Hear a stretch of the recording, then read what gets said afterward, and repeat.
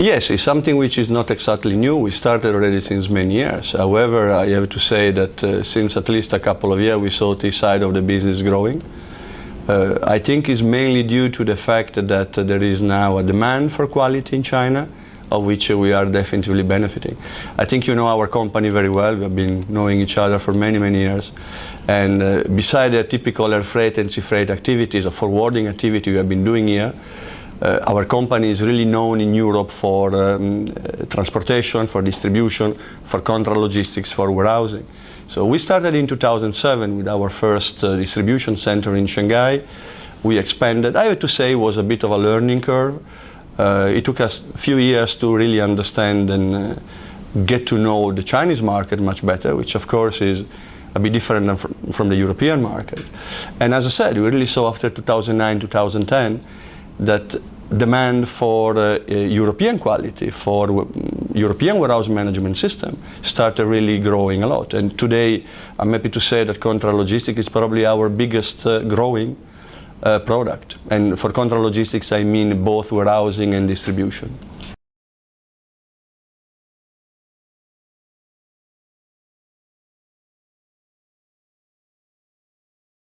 Well, when we are talking about contract logistics, one of the key factors is actually the system that you put into the warehouse, particularly for warehousing.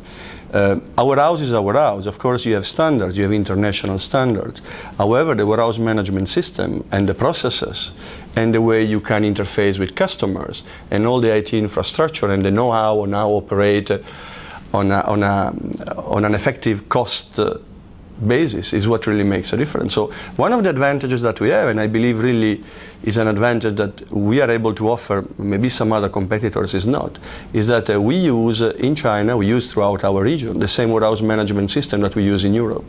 And in Europe, our company is considered one of the leaders in terms of quality. So we are really able to offer, particularly to European customers, but not only to them, but European customers that are working with us in Europe, they know they're used to a certain standard, and for them the only thing that changes by working with us in China is probably the fact that they are dealing with Chinese staff instead of European staff. But for the rest, it's exactly the same way, the same EDA interface, the same system, the same processes. So we consider that being part of quality. We can really go to a customer and say, we are able to do in China, it doesn't matter where in China, or in the region, in the Far East region, we are able to offer you exactly the same product that we offer to you in Europe. And as I said, I really believe few other competitors are able to offer this.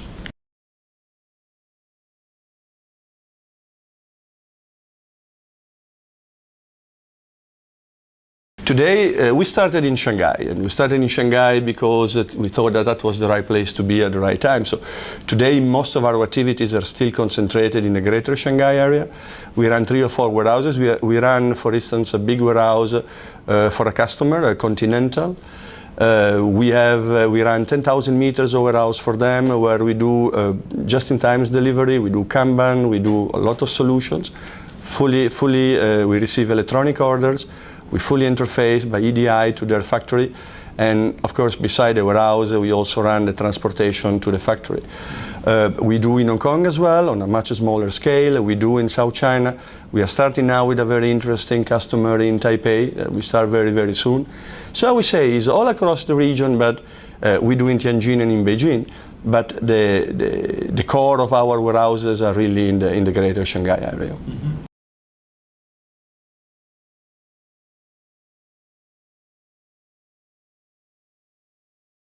Well, if I can mention, Continental is a good example. We do transportation. We do import from Europe by air freight. We do intra-Asia business. We are managing all their business into Australia from worldwide, from here. Likewise, we do contract logistics. So I think this is a very good example of a customer we go cross-selling from the forwarding side. We do some little sea freight business, but most of the forwarding business is air freight and contract logistics. And don't forget, we are talking of an industry which is automotive related, where precision, quality, time of delivery is essential. You don't want to receive a nasty phone calls from your customer that a production line, a car manufacturer production line has shut down because you were late. I think it's easy to understand that if you can work with big automotive manufacturers, it's one of the more complex industries due to time requirements and due to also to the, I would say, to the complexity of what you have to manage. Another industry we are quite, or another customer is, for instance, ASUS is a Taiwanese computer manufacturer. We are handling quite a lot of their business. We were nominated, if I'm not wrong, last year Forwarder of the Year, or Preferred Forwarder. And basically we arrange quite a lot of shipments for them into Europe. In Europe we also arrange deliveries up to shop or up to warehouses that they have. And again, we are talking of consumer electronics, we are talking of smartphones, tablets, computers, motherboards in some case, which is rather complex to do and is quite intensive in terms of customers' demand, high-value goods. And of course, again, you don't want to mess up shipments which have a very, very short shelf life, and they need to have a fairly precise delivery time.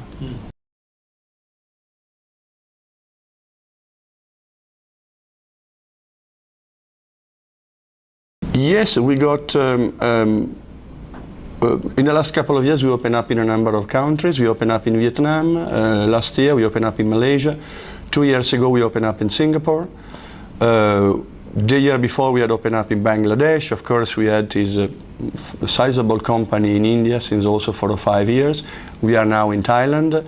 I can tell you, if you don't mind, I will not mention the country, but I can tell you in the next 2 or 3 months, within the next 3 months, we plan to open up in an additional country in Asia.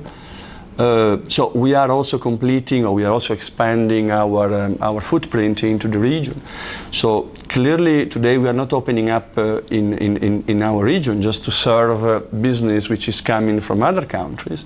Today we also start developing intra-Asia business. And I have to say, since last year, particularly from the Shanghai area, from North China, we have been quite successful in securing some big accounts, some big sea freight accounts.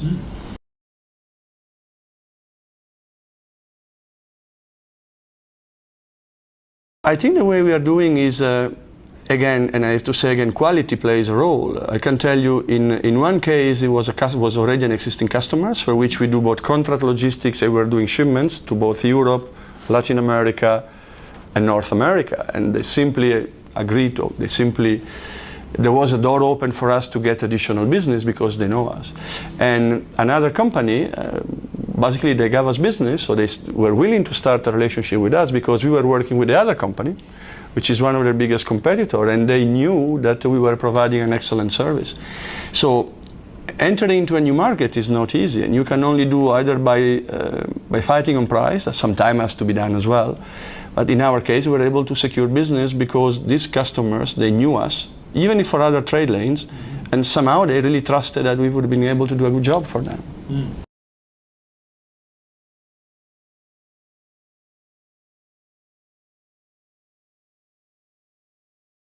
I think if you are talking about intra-Asia, again, quality, and I think the reason is very simple. Intra-Asia is by definition relatively cheap trade because, as you know very well, the sea freight rates are at a level which is difficult to believe they could go even further down. Yes. There is never an end to that, but basically we are already a relatively low level. So I think the demand will be more on quality, and the quality, it cannot also be in terms of transit time. The transit time, when you talk of intra-Asia, is already relatively reduced, and it cannot be further improved, or it can be improved by some change. But I think it comes to the quality of anything which is happening on shore, and I'm talking about maybe documentation level, customer service care, and so on. So in a way, maybe different to Europe or longer transit time destination where price can really play a big part, and maybe even finding alternative solution where you can save 5 days. You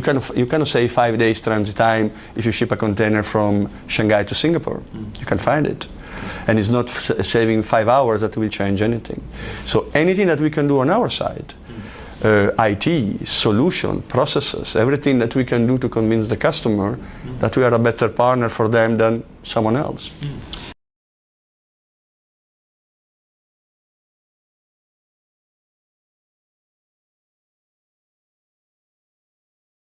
I think for us it's on the IT system. At the end of the story, you can have processes, so you normally adapt your processes to the IT system and vice versa. So our company has launched a new project. It's called Otello. We are started to roll out Otello in our region. We have started in Taiwan. The rollout happened in October. It's the first rollout in Asia was in Taiwan. We are now refining and defining things, and we expect by the end of this year or by next year to roll it out also in Hong Kong and then in China. We have meanwhile also started on other IT system, particularly on the financial side. We are now implementing SAP. And of course, everything which is internal processes is being adjusted to the new IT, system that we are deploying.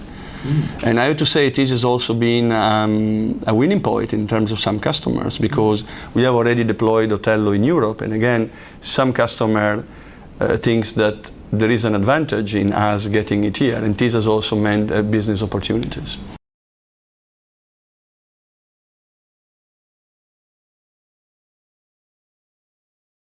I think the major issue is that Otello is fully integrated with our proprietary systems. I mean, we have 3 major systems in our organization. We have a tracking management system called Domino. We have a warehouse management system called Mikado that we use already for our warehouses here. And in the past, we were using, in my opinion, very good systems, but they were not fully integrated with the tracking and with the warehouse management. Otello has been built, has been designed, has been programmed, built, and taught to be fully integrated. So there will be, for instance, a common database for every customer. It doesn't matter whether it's from my tracking, European tracking organization, a warehouse in China, or an air freight shipments from, say, Latin America to the United States. So I'm not here to do a sales pitch for my system and just say that the major point is that we will have 3 systems: warehouse, tracking, and let's say forwarding management system, fully integrating, starting from the same concept, the same database, and they will not just be able to talk to each other, they will be thinking in the same way.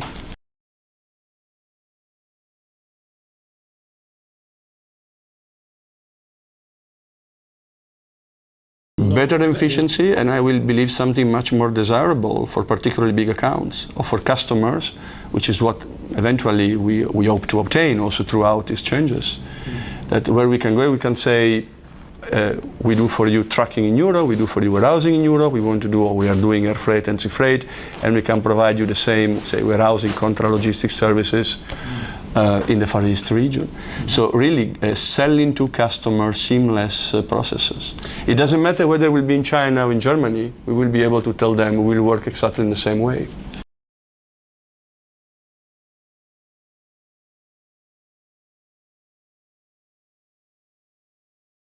They will be able to have full access, we will be fully EDI interface.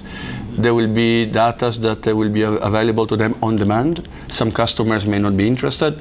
You may have the odd customer still asking, okay, send me an email. But basically our interest will be, it will be our interest because also will make our processes smoother to get as EDI integrated as possible. Our European organization, our European tracking organization, I believe they receive already 70–80% of all the orders electronically from their customers. And the customer in return will see immediately the position of their orders. So the idea is to give full transparency to customers. The more you do that, the better. The more the customers will trust that you are the right partner for them. And a very good point of transparency is that you end up being like in-house with walls made of glass. So the customer will be able to see what you do. It will force us also to really to look at our quality even more. So we have undertaken a path which is basically bringing us to really go and get towards quality.